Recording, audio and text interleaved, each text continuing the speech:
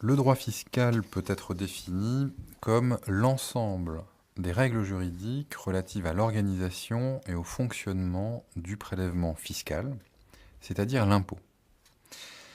Il s'agit essentiellement d'une branche du droit public, et selon le doyen Trotabas, grand fiscaliste, grand publiciste du XXe siècle, le droit fiscal, je le cite, c'est d'abord la branche du droit public qui règle les droits du fisc et ses prérogatives d'exercice. Fondamentalement, ce droit organise l'activité de l'administration et l'exercice de ses prérogatives de puissance publique dans ses rapports avec les contribuables.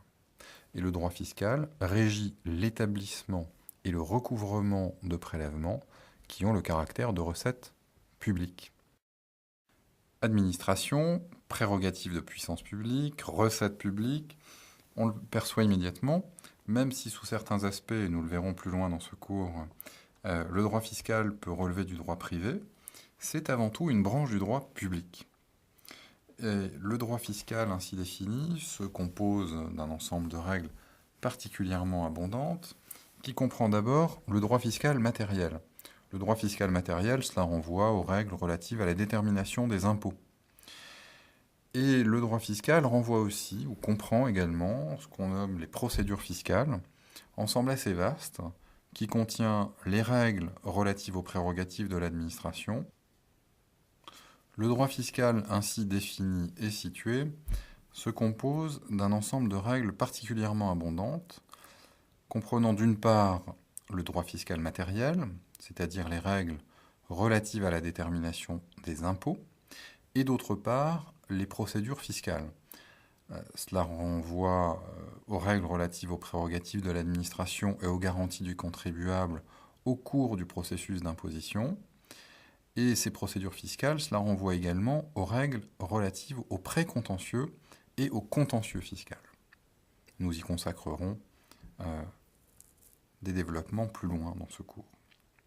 Ces règles n'ont cessé d'être enrichies au fil du temps, le droit fiscal matériel comme les procédures fiscales, si bien que le corpus codifié du droit fiscal se trouve aujourd'hui partagé entre le Code général des impôts, qui comprend plusieurs centaines d'articles et qui est assorti de 4 annexes assez denses, et puis le livre des procédures fiscales, qui est lui-même particulièrement fourni.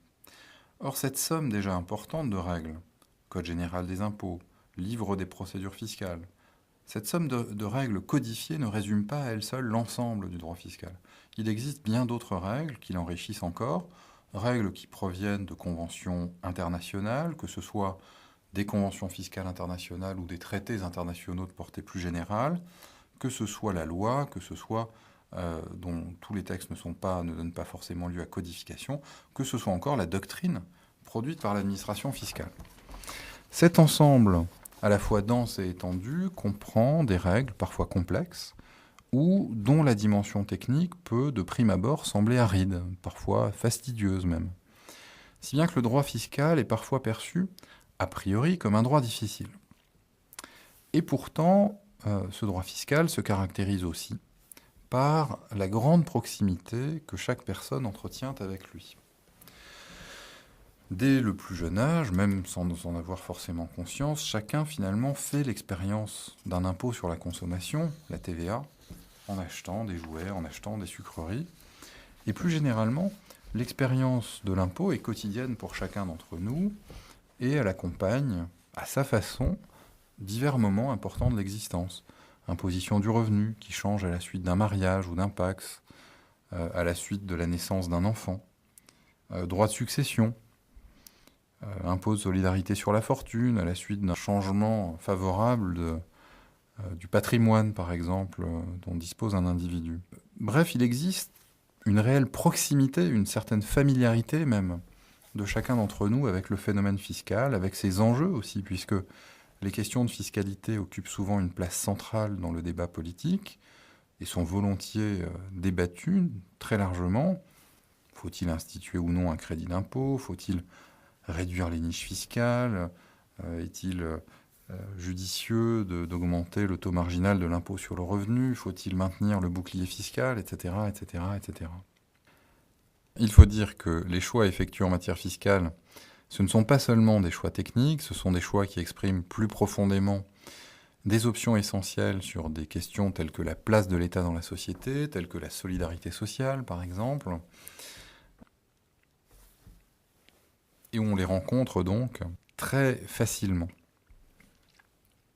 Ce cours vise à permettre une première approche du droit fiscal, sans négliger, lorsque ce sera nécessaire, la dimension technique de la fiscalité. Il s'agit donc de faire la part, disons, de la familiarité, de tout ce qui peut donner lieu à débat, à discussion, évidemment, mais peut-être en favorisant une bonne connaissance du droit fiscal afin de nourrir au mieux une réflexion sur ces grandes questions que l'on rencontre extrêmement fréquemment.